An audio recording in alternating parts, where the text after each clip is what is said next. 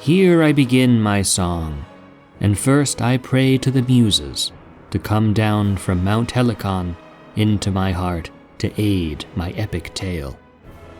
Every ear should hear of that awful strife, that clamorous deed of war, and tell how the mice proved their valor against the frogs, and rivaled the exploits of the earth-born giants who warred with the gods, as the story is told among mortals. This is how the war began. One day, a thirsty mouse, who had escaped the ferret, his deadly foe, set his soft nose to the dewy bank of a pond and reveled in the sweet-tasting water. From the bank, a loud-voiced frog caught sight of him, and thus he spoke to the mouse. "Who are you, O stranger? Whence come you to this shore, and what father begot you? Tell me this truly, and let me not find you lying. For if I deem you worthy to be my friend, I will take you to my house and give you many noble gifts, the like that men give to their guest friends.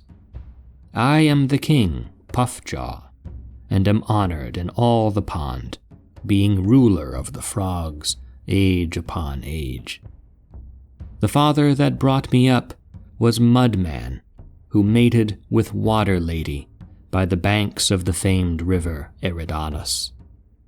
I see, indeed, that you are well-looking and more valiant than others, a sceptred king and a warrior in battle. But come, make haste and tell me your descent." Thus Puffjaw the king spoke. And then the mouse, Crumb-Snatcher, answered him and said, "Why do you ask my lineage, which is well known among all, both gods and men and the birds of heaven? Crumb-Snatcher I am called, and I am the son of Bread-Nibbler, my stout-hearted father, and my mother, Quirnlicker, the daughter of Ham-Gnawer the king. She bore me in the mouse-hole and nourished me with rich foods, figs, and nuts of all kinds. But how are you to make me your friend, I who am altogether different? For you live in the water, but I am used to such foods as men have.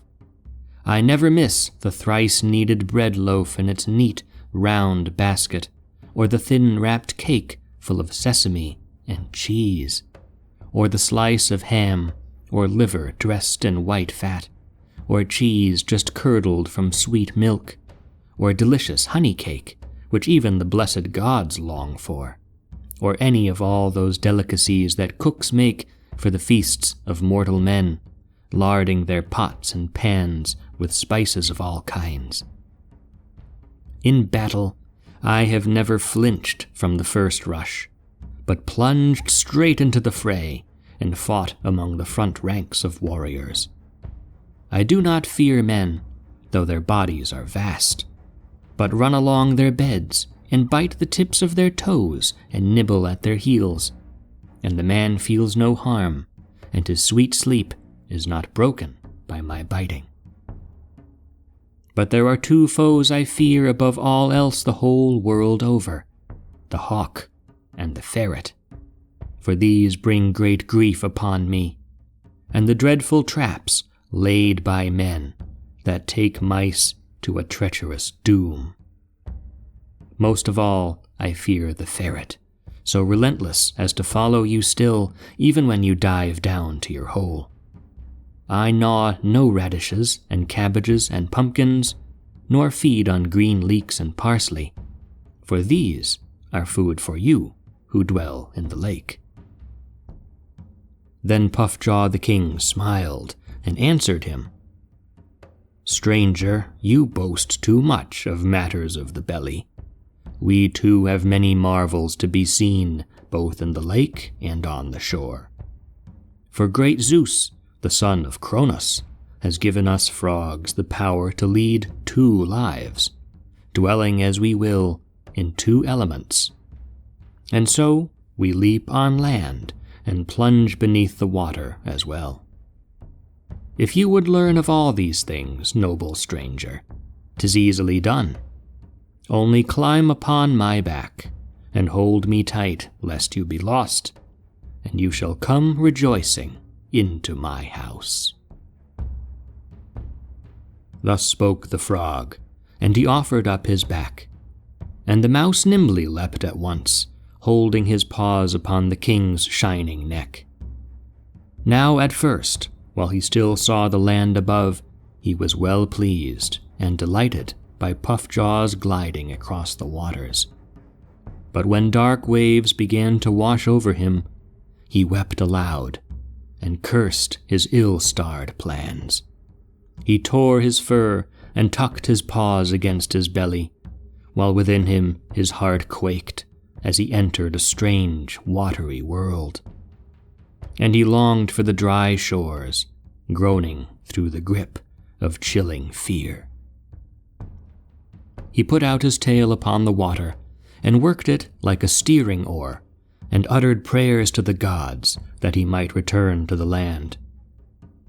But when the watery surge flowed around him, he cried loudly and said, "Not like this did Zeus, the divine bull, bear on his back the beloved cargo, when he brought Europa across the sea to Crete. Not as this frog carries me over the waters to his house, raising his speckled back over the deep." Then, of a sudden, a water snake appeared, a horrid sight for mouse and frog alike, and held his neck upright above the water. And when he saw it, King Puffjaw dove at once, never thinking how helpless a friend he would leave to perish in the tides. But down to the bottom of the lake he went, and escaped the day of doom. But the mouse, deserted, plopped upon his back on the face of the waters. He wrung his paws and squeaked in the throes of death.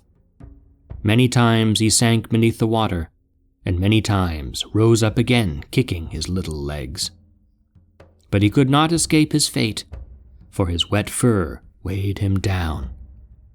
Then, at the last moments, as he was perishing, he said these words: "Puffjaw, king, your treachery shall not go unpunished.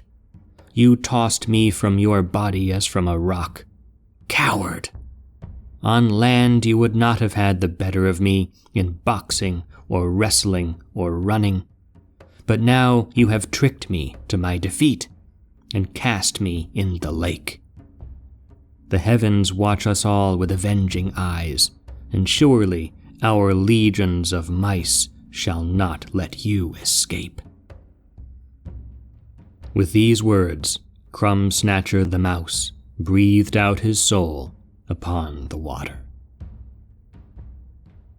But yonder, on the soft bank of the lake, sat Lickplate, who looked on as his comrade died upon the deep, and he raised a dreadful cry from his grieving heart, and ran and told the mice.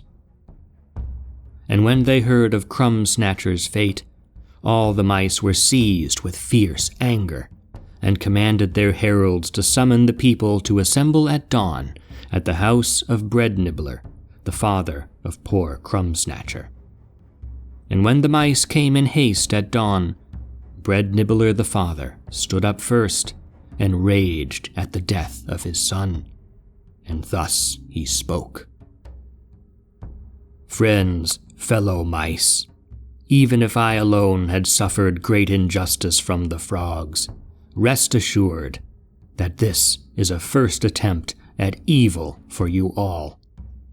And now I am truly wretched, for I have lost 3 sons.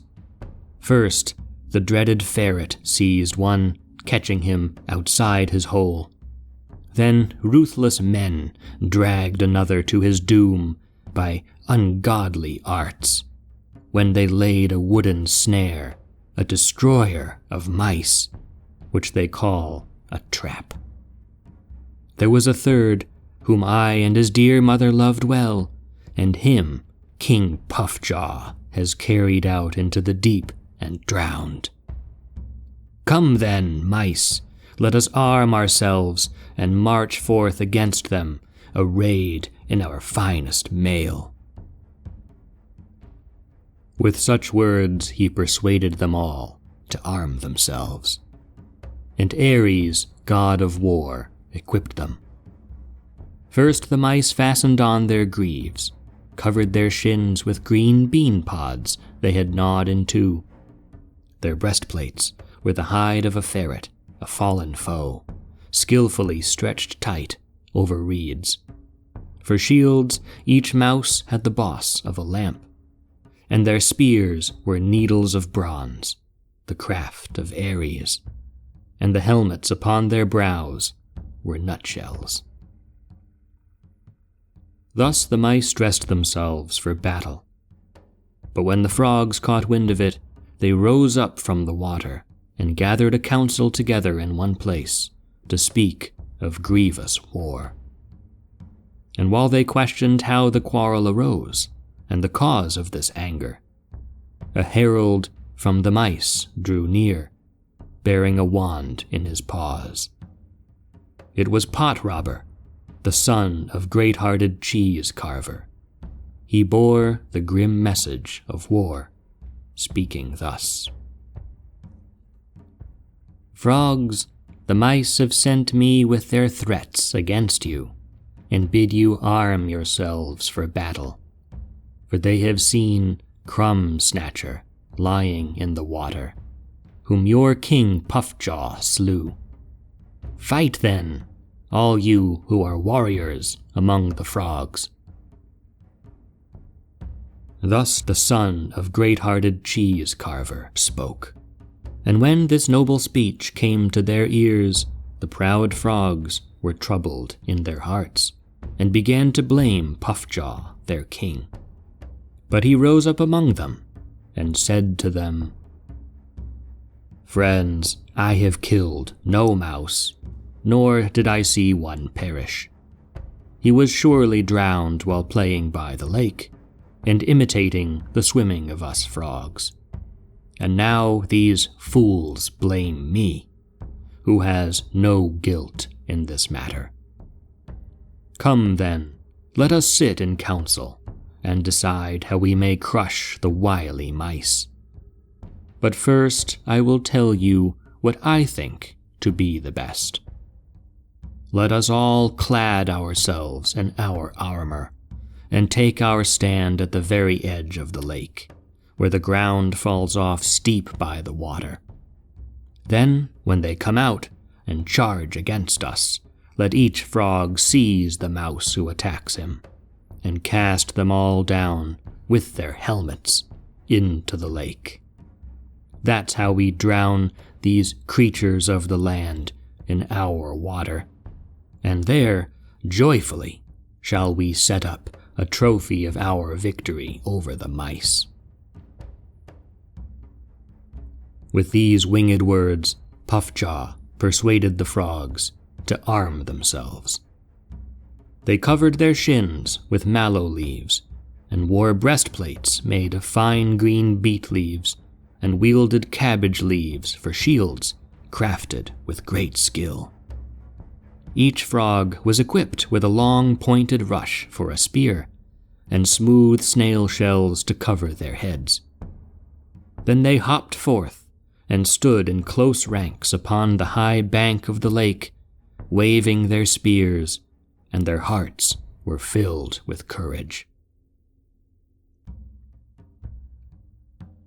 While this took place, up in the starry reaches of the sky, the great King Zeus called the gods together, and showed them the scene on earth of so many armed ranks and valiant warriors of frogs and mice, all bearing long spears.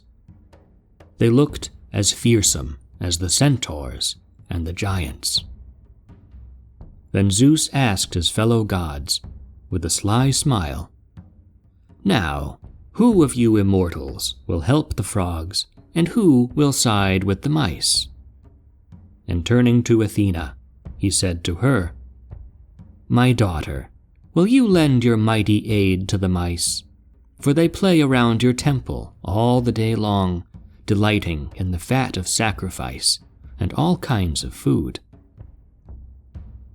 Zeus, the son of Cronos, said these words.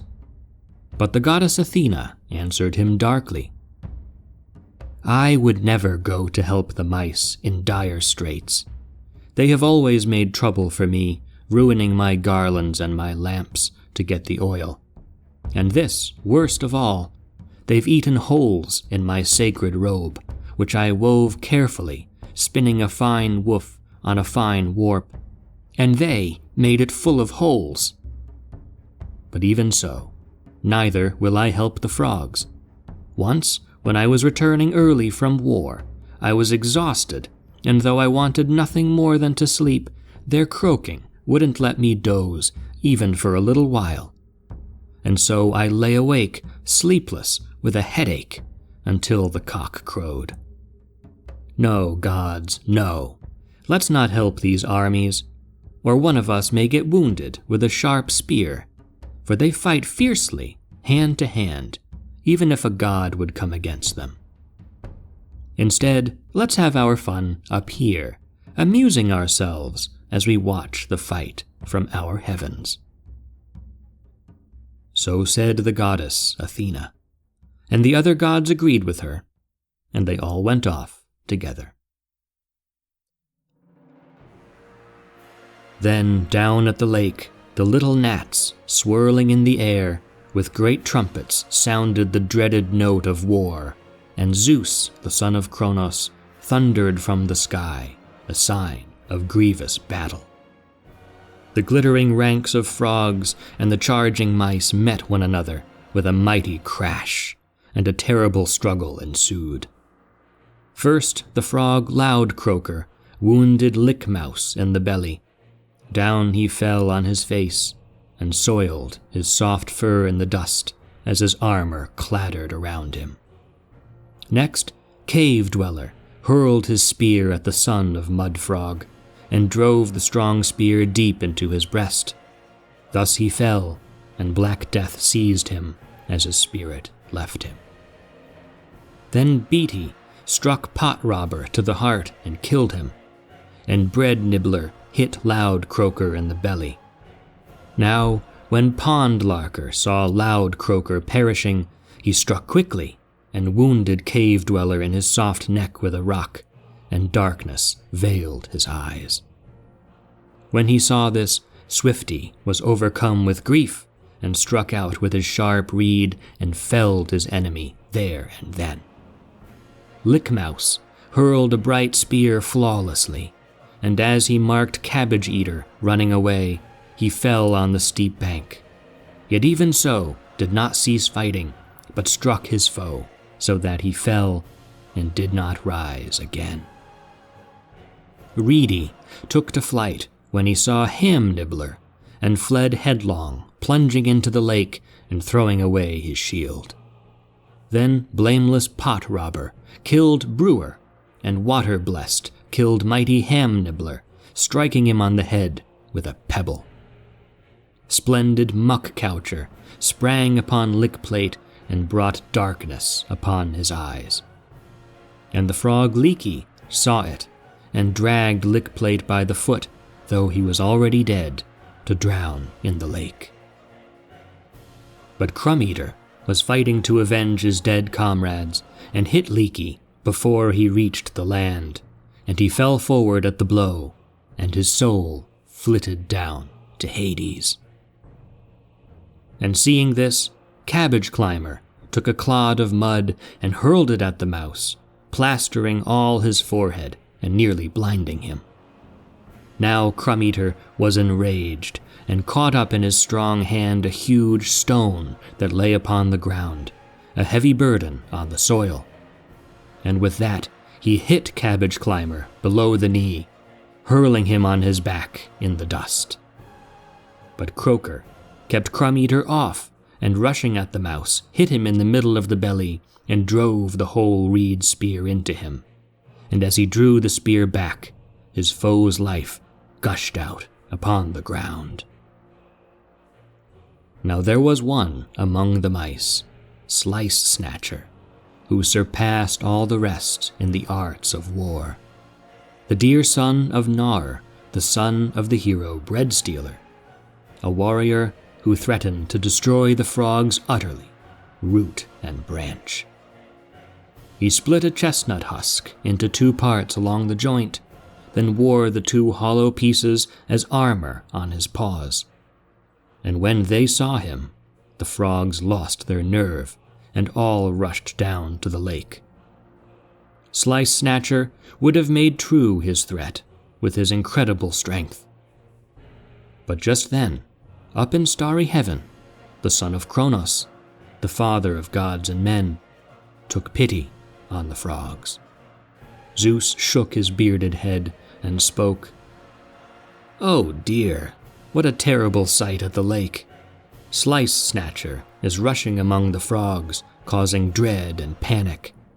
Let's hurry and send warlike Athena or even Ares, who can stop this fighting." So argued the father of gods and men. But Hera, the queen of Olympus, answered him. "Son of Kronos, neither the might of Athena nor of Ares can save the frogs from total destruction now. Instead, come and let us all go to help them. Or else you can let loose your weapon, the Titan-killing lightning that slew Capaneus and great Enceladus and the savage giants." Thus Hera spoke, and Zeus took up his lightning bolt and cast it with a mighty blast of thunder that made Olympus shake. Thus he terrified them all down at the lake, frogs and mice alike, hurling his bolt upon them. Yet even so, the army of the mice pressed the attack to destroy the warrior frogs. But the son of Kronos, up on Olympus, had mercy on the frogs and sent them helpers right away. So there came suddenly from the waters a new band of warriors with armored backs and curving claws, crooked beasts that walked sideways, with jaws that cracked nuts and hides that were hard shells, bony, flat-backed, with glistening shoulders and bandy legs and stretching arms and eyes that looked out behind them. And they had 8 legs and 2 feelers, these persistent creatures called the crabs. They sallied forth, scuttling across the bank, and threatened to nip off the tails and paws and feet of the mice with their claws, and spears were powerless against their armored frames. The mice feared the crabs, and none stood against them, each turning tail and fleeing from their path. Already the sun had set, and so came the end of the one-day war, the battle of frogs and mice.